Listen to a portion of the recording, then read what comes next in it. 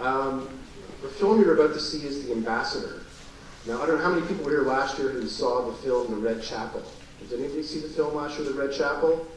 The Red Chapel, which we have for sale, by the way, was an amazing film done by the same person that did this film.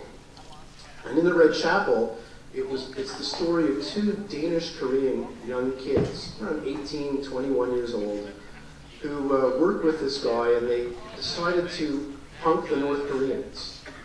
And so they asked the North Koreans if they can go into North Korea and do a comedy show. They're comedians. And the North Koreans actually said, yes, you can. So they go into North Korea as a comedy team, except they're not really comedians.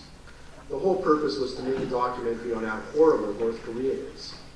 And so they get to North Korea, and the first thing the North Koreans do is they say, well, we have to see your show first.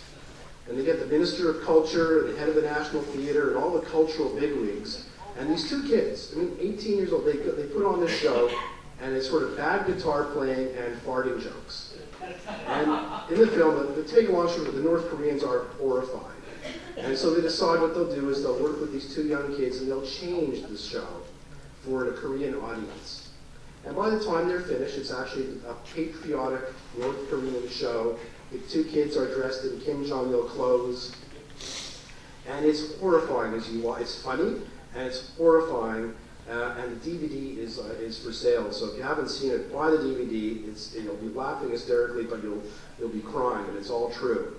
So this film is made by the same people.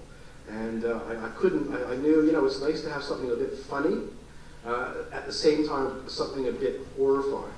So please, we'll be starting The Ambassador in a few minutes.